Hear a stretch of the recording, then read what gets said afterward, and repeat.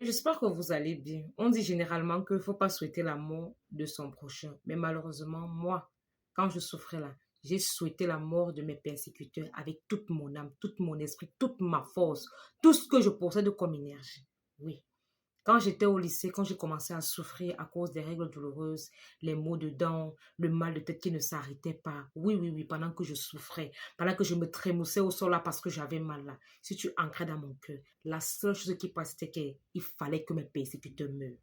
Et j'imaginais des morts brutales, des morts tragiques, des morts désastreuses. Genre peut-être qu'on te kidnappe, on te découpe, on te brûle. Voilà ce qui passait dans ma tête. Oui. Pendant que j'étais au lycée, j'ai perdu du poids. On m'a montré du doigt, on m'a insulté, j'ai avorté, j'ai fait ceci, j'ai fait cela. Pendant que je vivais ça dans ma tête là, je disais seulement que Seigneur, que tous ces gens meurent. Que tous ces gens meurent. Et les morts que j'imaginais, que je souhaitais pour ces gens-là, ce n'étaient pas des morts faciles, des morts brutales. Oui.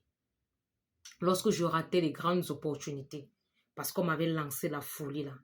Oui, là, quand je me rendais compte après là, que c'est à cause de la folie qu'on m'a lancé que j'ai raté telle opportunité là, même si c'est pour 2 secondes, je souhaitais la mort de mes ennemis, de mes persécuteurs, des morts tragiques. Oui. Lorsqu'on m'a opéré, plus tard, je me suis rendu compte que c'est mon lait maternel qu'on m'avait volé là. À cet instant-là, j'ai souhaité la mort de mes ennemis. Oui, je vous dis la vérité. Lorsqu'on me soignait, je vomissais des poisons. Lorsqu'on enlevait des choses qui vivaient en moi et que c'était pratiquement incroyable, je ne pouvais pas imaginer que je portais autant de maladies, autant de dépôts, autant de saleté, autant d'impuretés en moi là. Lorsque je rentre à la maison, que je pars m'asseoir là, quand je me couche là, tout ce qui vient dans ma tête là, dans mon cœur, c'est que Seigneur, tue ces gens, détruis ces personnes-là. C'est ce qui passait dans ma tête.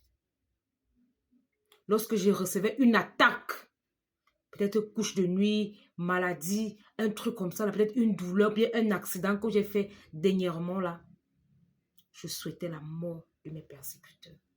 Lorsque je me suis rendu compte que ce qui me dérangeait là était de mon sang, je demandais Seigneur, viens seulement les enlever. Viens les enlever à côté de moi, ces gens partent quand? Je me suis créé un blocage dans ma tête. J'ai commencé à me dire, tant que ces gens vivent, je ne peux jamais être heureuse. Il a fallu beaucoup d'assistance, beaucoup de conseils. Il a fallu qu'on me soigne, que je vois l'amélioration pour que j'accepte que oui, ça peut aller dans l'avenir. Sinon, je vous ai dit que à un moment donné de ma vie, je me suis dit que je ne mérite pas une certaine vie. Je ne peux pas vivre une vie comme certaines jeunes filles. Pourquoi? Parce que moi, j'ai des mauvaises fondations. Parce que j'ai des problèmes spirituels. Ça dit, j'avais déjà carrément laissé tout ça. En tant que jeune fille, d'abord, il y a des choses que je n'ai pas faites parce que pendant ce moment-là, à partir de mes 17 ans jusqu'à peut-être 24 ans là, c'était des problèmes spirituels.